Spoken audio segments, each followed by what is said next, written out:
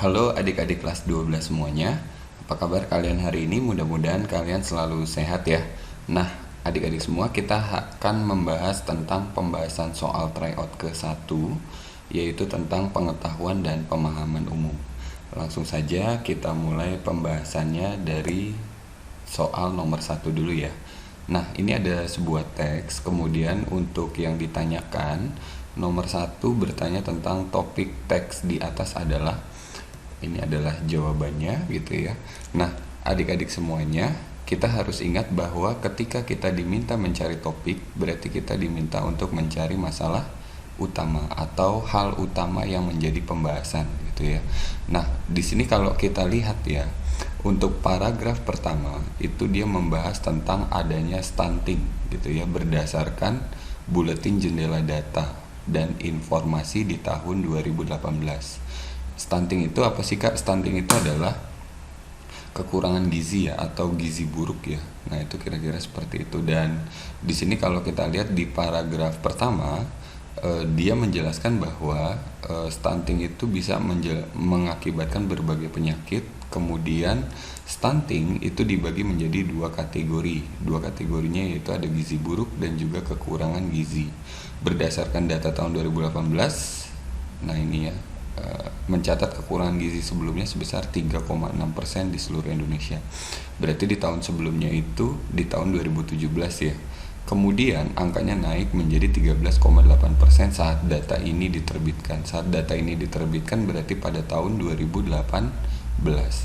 Nah, ini tetapi dia masih tetap lebih kecil ya, karena gizi buruknya itu jauh lebih tinggi 10% dibandingkan kedua angka ini gitu. Jadi kalau kedua angka ini di total itu tetap lebih rendah dibandingkan gizi buruk yang dia lebih tinggi 10%. Kemudian di sini juga ada pembagian golongan gitu ya, tentang kekurangan gizinya. Ada kurus, cukup kurus, sangat kurus, dan sisa dari prevalensi atau keseluruhan golongan tadi itu ya, kekurangan gizinya dialami oleh remaja Indonesia, tapi lebih seringnya terjadi pada balita. Kemudian di paragraf ketiga, tingginya angka stunting masih menjadi perhatian serius pemerintah Indonesia. Dan di sini dia menjelaskan ada faktor ekonomi gitu ya. Kemudian kesulitan masyarakat untuk membeli bahan makanan pokok ya yang bergizi, sehingga stunting itu sulit diberantas. Nah, jadi setelah kita lihat teksnya, mari kita coba lihat jawabannya. Yang pertama, risiko remaja yang menderita stunting. Remajanya ada, tetapi ini bukan jawabannya gitu ya, karena tidak menjadi hal utama yang menjadi pembahasan di dalam teks tersebut. Kalau yang B, pemerintah Indonesia telah menambah anggaran kesehatan. Nah, ini juga ada, tapi ini bukan bukan pembahasan utamanya. Kemudian kalau yang C, buletin jendela data dan informasi menjelaskan faktor stunting di Indonesia. Apakah iya faktor stunting di Indonesia? Sebetulnya kalau faktor ada ya, tapi sebetulnya si jendela data ini dia lebih kepada statistik ya, setiap tahun. Jadi tahun 2017-nya bagaimana, tahun sebelumnya gitu ya maksudnya. Kemudian tahun 2018-nya bagaimana. Dan juga ada penggolongan-penggolongan. Kemudian kalau yang D, laporan stunting di Indonesia berdasarkan data Riskesdas. Kalau ini mungkin gitu ya. Kemudian kalau yang E, relevansi atau keterhubungan stunting dengan kebijakan pemerintah, ini tidak ada ya. Berarti jawabannya adalah yang D gitu ya, karena dia melaporkan tentang stunting, baik itu golongannya, jumlah angkanya, kemudian faktor-faktor yang ada di dalamnya. Nah, itu kira-kira gambaran untuk nomor 1. Kemudian kita langsung lanjut, kita beralih ke nomor 2. Pernyataan yang mungkin benar berdasarkan isi teks tersebut adalah, ini adalah jawabannya gitu ya. Kalau kita ditanya kemungkinan yang benar gitu ya, berarti kita bicara tentang hipotesis. Hipotesis itu adalah dugaan sementara, baik itu kejadian yang akan datang ataupun kejadian yang mungkin sudah terjadi sebelumnya. Nah, kita lihat yang A, anggaran kesehatan yang minim membuat angka penderita stunting sulit ditekan jumlahnya di Indonesia. Apakah ini sempat dibahas di teksnya? Ini tidak ada ya kalau untuk anggaran kesehatan yang minim ya. Oke. Kemudian kalau yang B, pemerintah perlu memperbaiki sektor ekonomi. Kita tahu bahwa sektor ekonomi ini ya, Ini sempat disinggung di dalam teksnya. Mungkin saja ya pemerintah perlu memperbaiki sektor ekonomi ke depannya agar angka penderita stunting di Indonesia bisa menurun. Ini mungkin saja. Kemudian kalau yang C, terdapat 3 golongan kekurangan gizi balita dan 1 faktor utama stunting di Indonesia. Kita tahu bahwa faktor faktor utamanya gitu ya. Nah, ini masih menjadi faktor ekonomi ya, masih menjadi alasan utama. Oke, kesulitan membeli bahan pokok bergizi menyebabkan stunting. Ya, satu faktor utamanya betul. Kemudian terdapat 3 golongan kekurangan gizi balita. 1, 2, 3, ada 3 golongan juga ya. Tapi sebetulnya kalau kita lihat ya di sini ya, faktor ekonomi masih menjadi alasan utama. Kesulitan membeli bahan makanan pokok yang bergizi menyebabkan stunting terus-menerus gitu ya. Kalau yang C dia bukan mungkin benar ya, berarti dia adalah benar. Ini untuk yang C. Karena dua-duanya betul ya. Kemudian kalau yang D, kasus stunting yang tertinggi di tahun 2018 masih dipegang oleh balita dibandingkan remaja Indonesia. Nah, ini kalau misalnya kita lihat di tahun 2018 tertingginya itu sebetulnya ya masih dipegangnya oleh siapa? Oleh balita kan gitu ya. Oleh balita. Karena kalau misalnya kita total ya, tertingginya itu dipegang memang sering terjadi kan gitu ya. Sering terjadinya itu adalah pada balita. Kemudian kalau yang S, stunting bukan hanya menyerang balita atau remaja tetapi menyerang orang tua. Orang tua tidak ada ya di dalam teksnya.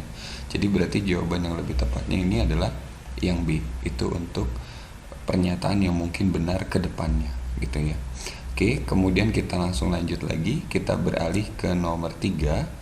Untuk nomor 3, pernyataan yang benar berdasarkan deskripsi teks tersebut adalah pernyataan yang benar ya. Kalau yang A, kekurangan gizi balita dalam golongan kurus itu berarti ini gitu ya, lebih kecil daripada angka kekurangan gizi di tahun 2017. 2017 berarti tahun sebelumnya. Sebelumnya itu 3,6%, berarti salah ya kalau untuk yang ini gitu ya.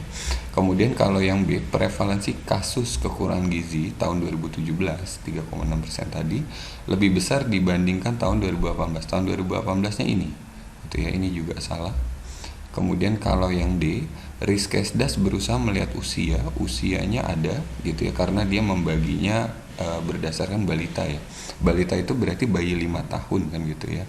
Kemudian jenis kelamin, ada jenis kelamin di sini tidak ada gitu ya dalam menentukan golongan penderita kekurangan gizi di Indonesia.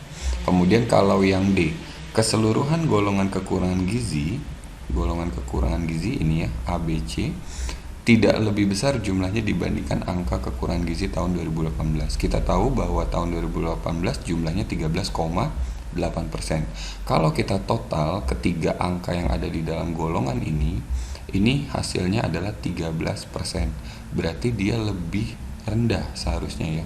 Lebih rendah dibandingkan dengan tahun 2018. Berarti keseluruhan golongan kekurangan gizi yang ada di sini itu tidak lebih besar jumlahnya dibandingkan tahun 2018. Berarti ketemu jawabannya itu adalah yang D, yang benar. Kalau yang E, jumlah penderita kekurangan gizi di tahun 2018 berbanding sama dengan angka, ini salah ya, karena tidak berbanding sama gitu. Nah, itu untuk nomor 3. Kemudian lanjut lagi, kita beralih ke nomor 4. Maksud penulis mendeskripsikan teks tersebut adalah, maksudnya untuk apa sih sebetulnya? Nah, ini kita lihat dari yang A, memberikan gambaran kepada pemerintah tentang bahaya stunting di Indonesia.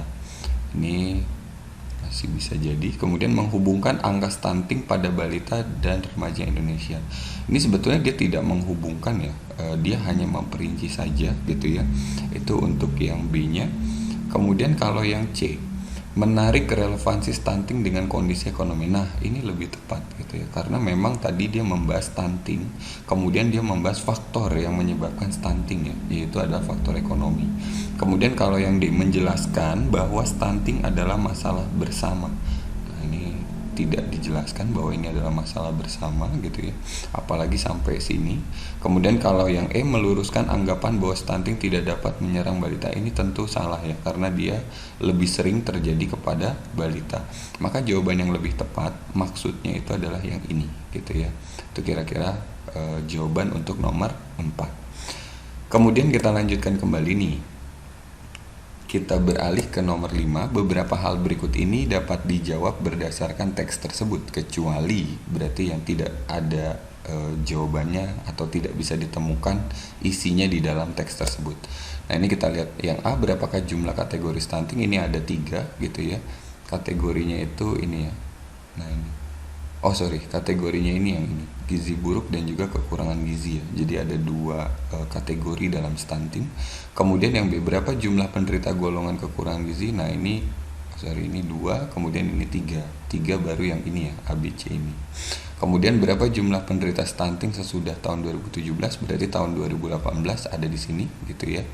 Kemudian yang D, berapa jumlah penderita stunting di tahun 2017? Ini juga ada gitu ya.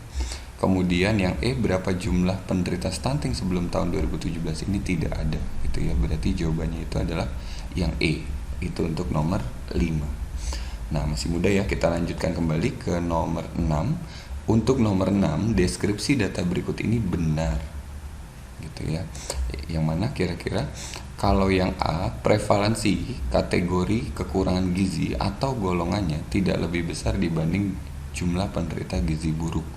Prevalensi kekurangan gizi ya, kekurangan gizi itu jumlah keseluruhannya kalau kita total tidak lebih tinggi daripada yang mengalami gizi buruk ya, atau dia lebih rendah 10% kan gitu ya, tidak lebih besar dibandingkan. Oke, kalau untuk yang nomor 6A ini bisa ya, karena dia benar ya. Kemudian kalau yang B, prevalensi kategori kekurangan gizi 2018 sangat tinggi dibandingkan jumlah golongannya, termasuk kategori gizi buruk. Ini salah ya, karena kategori gizi buruk dia paling tinggi dibandingkan kekurangan gizi kan gitu ya. Kemudian kalau yang C, prevalensi kekurangan gizi di tahun 2017 terlalu rendah dibandingkan jumlah seluruh golongannya. Sebetulnya golongan yang di sini ya, ini ada lagi nih yang lebih rendah 0,8 dibandingkan ini 3,6. Kemudian ada lagi kalau yang D, gizi buruk masalah tertinggi di Indonesia. Oke, yang jumlahnya sama dengan seluruh kategori, ini tidak sama gitu ya. Kemudian kalau yang E, gizi buruk prevalensinya atau jumlah keseluruhannya tidak tinggi dibandingkan kategori kekurangan gizi. Gizi buruk justru malah lebih tinggi ya dibandingkan kekurangan gizi kan gitu ya. Berarti jawaban yang benarnya itu adalah yang A. Itu untuk nomor 6. Oke, kemudian lanjut lagi, kita beralih ke nomor 7. Untuk nomor 7, komentar berikut ini sesuai dengan isi teks tersebut, yaitu, nah ini kita lihat dari yang A, stunting tidak akan hilang dari Indonesia jika rakyat tidak sanggup membeli makanan mewah sehari-hari. Kalau makanan mewah ini salah ya, karena yang penting kan sebetulnya makanan bergizi gitu ya, kalau kita melihat yang ada di paragraf terakhir. Kemudian kalau yang B, data golongan gizi buruk perlu diperjelas kembali agar stunting dapat dipahami secara komprehensif. Nah, ini untuk nomor 7 ini bisa saja ya. Kan di sini dia cuma menjelaskan gizi buruk itu lebih tinggi 10% ya, atau yang ada di tahun 2018 itu tetap lebih rendah kan gitu ya. Nah, itu harusnya diperjelas lagi ya berapa jumlahnya kan gitu ya. Kemudian kalau yang C, seharusnya golongan kekurangan gizi diperluas kembali klasifikasinya. Ini tidak perlu ya sebetulnya, karena sudah ada kurus, cukup kurus, sangat kurus. Kalau diperluas lagi mau jadi apa kan gitu ya. Masa sangat-sangat kurus, kan tidak mungkin juga ya. Nah, itu kira-kira seperti itu. Kalau yang D, penulis perlu menekankan kepada pemerintah bahayanya stunting di Indonesia. Ini mungkin bisa jadi ya, tapi sebetulnya lebih masuk yang ini ya, karena dia berhubungan dengan isi teksnya. Kemudian kalau yang E, angka yang dijelaskan seharusnya dibentuk ke dalam tabel untuk mempermudah pemerintah menghilangkan stunting. Ini mau dibentuk dalam tabel atau tidak, kalau pemerintahnya niat sebetulnya itu tidak jadi soal ya sebetulnya. Maka jawabannya itu lebih tepatnya adalah yang B gitu ya, golongan gizi buruk perlu diperjelas kembali ya, agar stunting itu bisa dipahami secara komprehensif atau menyeluruh.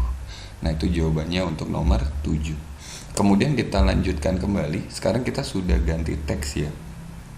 Nah, ini untuk teksnya tentang BMKG gitu ya, yang mencatat ada sekitar 667 aktivitas gempa bumi tektonik sepanjang Juni 2020. Jumlah ini meningkat dibandingkan di bulan Mei ya, yakni sebelumnya 557 meningkat jadi 667 di bulan Juni.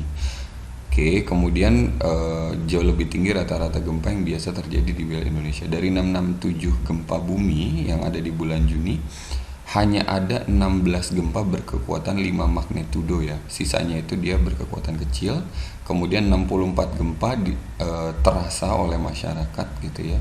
Dari 667 cuma 64 gempa yang dirasakan masyarakat. Kemudian BMKG menjelaskan ada 2 gempa yang menimbulkan kerusakan berat. Pertama gempa di Aceh, ini yang paling rusak. Kemudian ada lagi yang lebih tingginya lagi ya, ini 5,2 magnitudo. 5,2 ini di Aceh, yang lebih tingginya itu ada di sini, Maluku Utara. Ini sebesar 6,8 magnitudo gitu ya. Ini terjadi karena dia berada persis di lintasan cincin api. Kemudian kalau kita lihat di paragraf ketiga, menurut BMKG, cincin api Indonesia itu dimulai dari Pulau Sumatera, Pulau Jawa, Bali, Sulawesi, Maluku hingga Papua gitu ya. Daerah tersebut mengalami gempa tektonik. Intinya bulan-bulan tertentu dia diprediksi ya akan berpotensi nih mengalami peningkatan aktivitas kegempaan. Kemudian di bagian terakhir, di paragraf terakhir, demi mewaspadai daerah tersebut, BMKG itu sudah berusaha menyebar informasi ya, dan juga sudah menyebar alat-alat ya sebesar 590 alat di 205 lokasi gitu, dan peralatan tersebut sudah dipasang pada tahun 2019 gitu ya, dan sisanya diselesaikan tahun ini. Itu kira-kira gambaran sederhana. Oke, berarti kita langsung lihat soalnya. Ide pokok paragraf ke-1 adalah, kalau ditanya ide pokok, kita biasakan baca dulu kalimat satunya dulu ya, karena kemungkinan bisa saja dia deduktif. Badan Meteorologi mencatat terdapat 667 aktivitas gempa bumi tektonik sepanjang Juni 2020. Jumlah ini, ini itu berarti dia merujuk ke kalimat sebelumnya gitu ya. Otomatis yang menjadi kalimat utama adalah kalimat pertama. Sekarang kita tinggal langsung pilih jawabannya.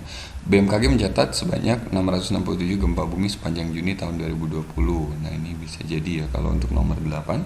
Kemudian kalau untuk yang B, perbandingan gempa bumi di bulan Juni dan Mei. Ini sebetulnya dia tidak bicara tidak bicara perbandingan ya. Dia lebih kepada mencatat gempa yang terjadi di bulan Juni gitu ya. Memang sempat membandingkan, tapi isinya sebetulnya lebih kepada bulan Juni gitu ya. Kemudian kalau yang C, pergerakan lempengan bumi yang mengakibatkan 557 kali aktivitas kegempaan. Ini bukan juga, ini ada di kalimat penjelas.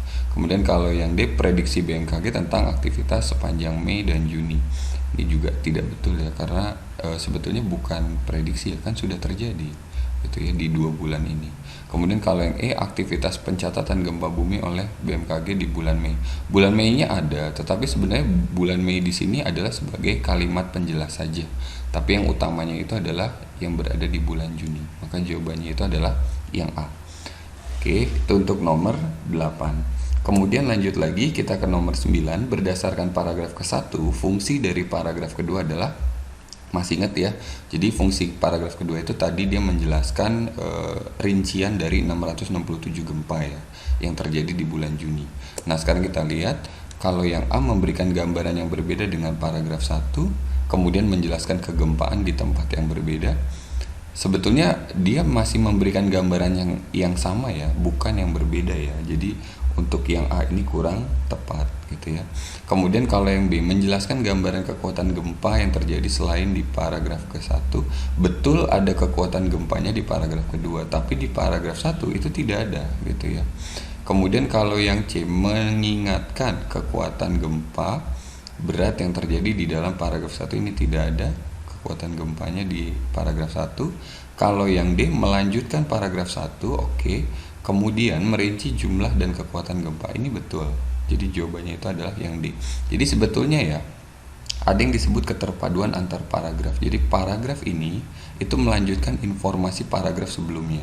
Begitu juga lanjut terus sampai dia menuju ke paragraf terakhir gitu ya.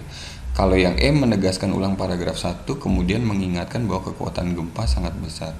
Ini dia tidak mengingatkan ya, sebetulnya dia hanya memperinci saja gitu ya. Itu kira-kira gambarannya. Oke, adik-adik, itu untuk nomor 9, jawabannya adalah yang D. Kemudian lanjut lagi, kita beralih ke nomor 10.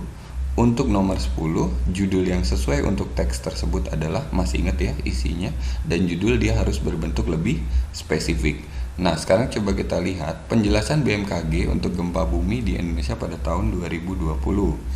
Nah, ini masih kurang tepat ya. Kalau yang B, aktivitas kegempaan sepanjang bulan Juni. Nah, ini kalau untuk yang ini masih sesuai karena memang di sini dia membahas bulan Juni.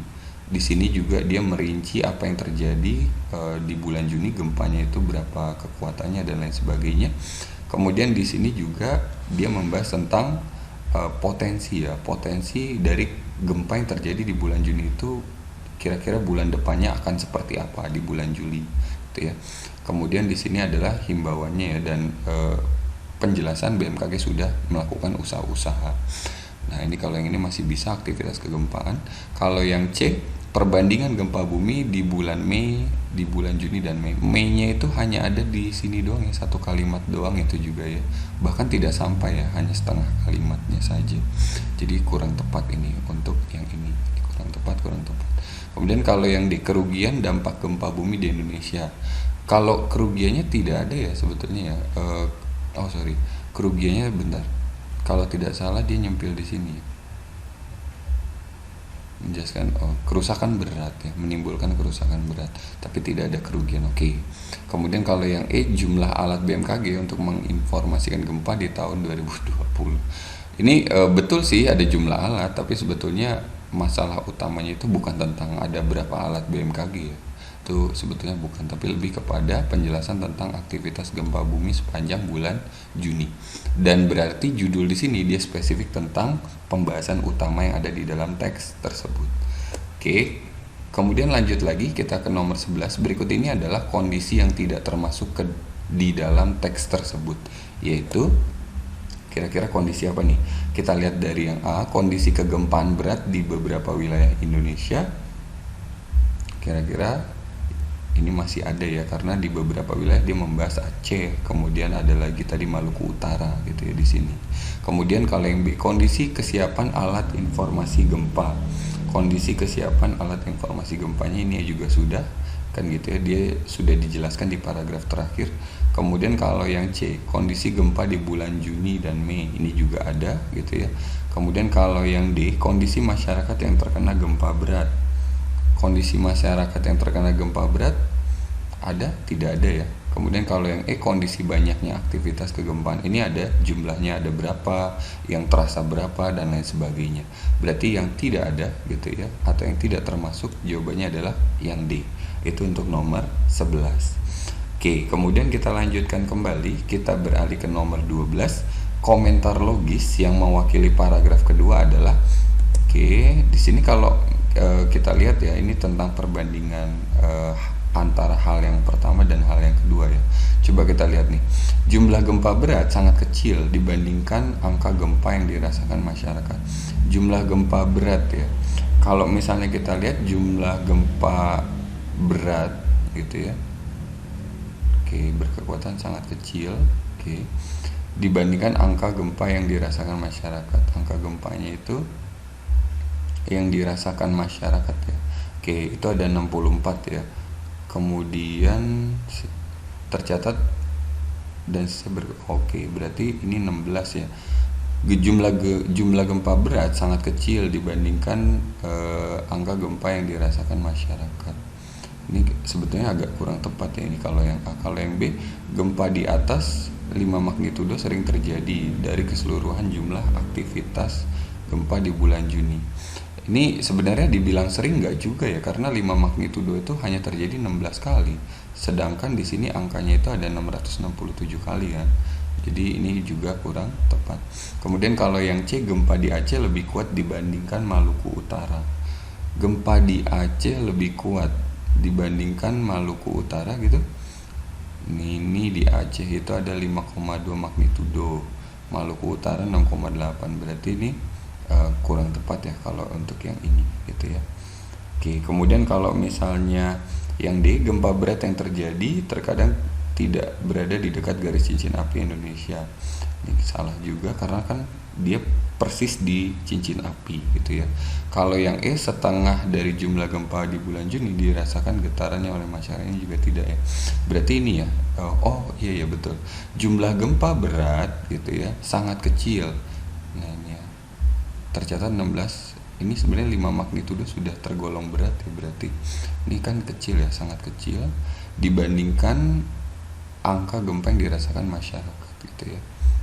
Oke, ini kerusakan berat juga sama ya, ini sangat kecil dibandingkan angka gempa yang dirasakan masyarakat. Dirasakan masyarakat itu berarti 64 gempa ya, 64. Oh sorry, berarti 64 berbanding 2 gempa ini ya, gempa yang sangat berat. Oke, berarti jawabannya itu adalah yang A ya. Ini kita ralat gitu ya. Oke, berarti itu untuk nomor 12 ya. Nah, sekarang kita lanjutkan kembali. Kita lanjut ke nomor 13. Untuk nomor 13 yang ditanyakan itu adalah frasa gempa tektonik pada teks tersebut bermakna apa nih? Kira-kira ada yang tahu? Sebetulnya untuk gempa tektonik ya, gempa tektonik itu adalah yang C, guncangan yang timbul akibat patahan lempeng bumi. Jadi lempeng yang ada di dalam patahan-patahan yang ada di dalam lempengan bumi itu dia berguncang atau bergeser ya. Jadi itu yang menimbulkan gempa gitu ya. Itu kira-kira jawaban untuk nomor 13. Kemudian kita lanjut lagi, kita ke nomor 14. Simpulan yang tepat untuk paragraf ketiga adalah paragraf ketiga, berarti yang ini ya. Oke, coba kita lihat dulu pilihan jawabannya. Nah ini, apakah yang A, beberapa wilayah kepulauan di Indonesia rawan aktivitas kegempaan karena berada di zona garis cincin api gitu. Ini sebenarnya kalau kita lihat ya di paragraf ketiga ini, dia membahas tentang beberapa wilayah yang rawan ya gempa ya, karena dia berada di cincin api. Ini yang A bisa jadi. Kalau yang B, beberapa wilayah di Indonesia masuk ke dalam zona garis cincin api dan berpotensi mengalami kegempaan berat, sama seperti Aceh dan Maluku, dia bilang. Ini sebetulnya belum tentu mengalami kegempaan ya, kegempaan berat ya, bisa saja gempa ringan, tapi yang pasti dia sangat-sangat rawan gempa gitu ya. Nah itu kira-kira berarti ini untuk yang ininya kita silang ya, membedakan dengan yang tadi. Kemudian kalau yang C, zona garis cincin api akan mengalami aktivitas gempa di bulan Juli 2020. Akan mengalami, bisa jadi ya, tetapi sebetulnya simpulannya itu kalau kita lihat dari teksnya ini kurang lengkap ya kalau untuk yang C. Kemudian kalau yang D, Papua adalah wilayah terakhir, betul sih, tapi ini tidak lengkap sebagai simpulan. Yang E, zonasi dibagi oleh BMKG berdasarkan garis lurus cincin api di Indonesia, betul, tapi bukan tentang zonasi saja ya sebetulnya. Oke, berarti jawabannya itu adalah yang A, itu untuk nomor 14. Jadi intinya paragraf ketiga dia menjelaskan beberapa wilayah yang rawan aktivitas kegempaan ya, karena berada atau posisinya itu ada di dalam garis cincin api. Itu kira-kira seperti itu. Kemudian lanjut lagi, kita ke nomor 15. Untuk nomor 15, kalimat yang dapat diberikan untuk akhir paragraf ketiga dan menghubungkan dengan paragraf keempat adalah yang mana nih? Nah ini kalau kita diminta menghubungkan seperti ini, kita lihat kalimat terakhir yang ada di paragraf ketiga dan kalimat pertama yang ada di paragraf berikutnya gitu ya. Ini kalau kita lihat di sini dia membahas aktivitas kegempaan di bulan Juli kan gitu ya. Kemudian di sini adalah kewaspadaan ya, potensi yang tadi itu, makanya BMKG melakukan berbagai hal. Nah coba kita lihat kalau yang A, hal ini tentu perlu diwaspadai. Oke, kira-kira kalau untuk nomor 15 itu dia waspadanya ada ya, di sini ada waspada juga kata kuncinya. Pemerintah dan masyarakat. Bahkan BMKG sudah siap sedia menentukan potensi gempa, ini tidak ada. Oke, kemudian kalau yang B, dengan demikian, nah ini biasanya konjungsi yang mengakhiri ini ya, yang mengakhiri suatu kesimpulan. Tapi kita perlu lihat juga isinya. Kita perlu waspada ketika melewati daerah-daerah tersebut, jangan sampai ada lempengan bumi yang patah. Ini agak aneh di sininya ya, berarti kurang tepat. Kemudian kalau yang C, BMKG selalu berusaha mengingatkan masyarakat agar waspada. Waspada, di sini ada waspada juga, oke. Dengan ancaman potensi itu. Oke, potensinya ada di kalimat terakhir di sebelumnya ya. Berarti cocok untuk jawabannya itu nomor 15 adalah yang C gitu ya. Kalau yang D, hal ini perlu disikapi sehari-hari secara hati-hati dan objektif oleh BMKG sehingga dapat diraih solusi yang tepat bagi seluruh pihak. Ini juga kurang tepat ya, karena tidak bicara ini ya, solusinya. BMKG selalu berusaha menjelajahi setiap daerah cincin api ini ngapain gitu ya. Oke, jadi jawabannya intinya nomor 15 adalah yang C. Kemudian lanjut lagi kita ke nomor 16, pernyataan yang tidak tepat sesuai isi paragraf keempat adalah yang tidak tepat sesuai isi paragraf keempat ya yang ada di sini. Yang A, BMKG memiliki peralatan yang banyak untuk menginformasikan gempa di seluruh Indonesia. Kalau yang A masih tepat. Kalau yang B, BMKG baru memasang 30% alat dari jumlah keseluruhan yang ada saat ini. 30% ada di sini? Tidak ada ya, berarti ini tidak tepat. Jawabannya langsung ketemu adalah yang B. Oke, itu untuk nomor 16. Kemudian lanjut lagi, kita ke nomor 17 berikut. Daerah kepulauan yang tidak termasuk ke dalam wilayah cincin api Indonesia. Kira-kira yang tidak termasuknya apa saja nih? Ini sudah dijelaskan di paragraf ketiga ya, dan untuk jawabannya adalah yang D. Jadi Kalimantan itu tidak ada ya, kalau kita lihat di sini deretan-deretan ini gitu ya. Itu kira-kira gambaran untuk nomor 17. Kemudian lanjut lagi kita ke nomor 18. Untuk nomor 18, hal yang tidak ditemukan dalam teks tersebut adalah berarti yang tidak muncul. Kalau yang A, jumlah gempa ringan ada ya. Nah ini ya. Kemudian lanjut lagi. Kemudian jumlah gempa yang dirasakan masyarakat ini ada 64 gitu ya. Jumlah gempa berat ada 2, yaitu di Aceh dan juga di Maluku Utara. Kemudian jumlah gempa yang terjadi di bulan Juni ini juga ada 667 gitu ya. Jumlah gempa yang akan terjadi berikutnya ini tidak ada ya, kan baru diprediksi ya, atau dipotensikan kan gitu ya. Berarti jawabannya adalah yang E. Oke, kemudian lanjut lagi kita ke nomor 19. Terakhir, penalaran logis yang tepat berikut ini adalah, oke, kita lihat jawabannya coba. Aktivitas gempa meningkat karena BMKG bersiap memasang alat informasi gempa. Ini kalau kita lihat seperti kausalitas ya, jadi kita mencoba menalar ya hubungan sebab akibat. Kalau yang A ini kurang tepat. Kalau yang B, potensi gempa di beberapa wilayah dapat meningkat karena adanya patahan lempengan bumi. Ini bisa jadi. Kalau yang C, gempa berat dapat terjadi di luar wilayah cincin api Indonesia, maka masyarakat sudah merasakan itu, ini aneh. Kemudian kalau yang D, gempa berat dapat disertai guncangan ringan sehingga BMKG menginformasikan masyarakat Indonesia. Ini juga tidak tepat. Kalau yang E, BMKG waspada terhadap aktivitas gempa karena berpotensi menimbulkan tsunami. Ini juga kurang ya. Berarti jawabannya itu adalah yang B. Itu untuk nomor 19. Nah, adik-adik, demikian pembahasan singkatnya. Nanti kalau misalnya ada yang kurang paham, adik-adik bisa meminta penjelasan dari kakak-kakak bahasa Indonesianya yang lain. Oke, terima kasih adik-adik semuanya. Intinya tetap semangat dan juga jaga kesehatan. Terima kasih, sampai ketemu kembali.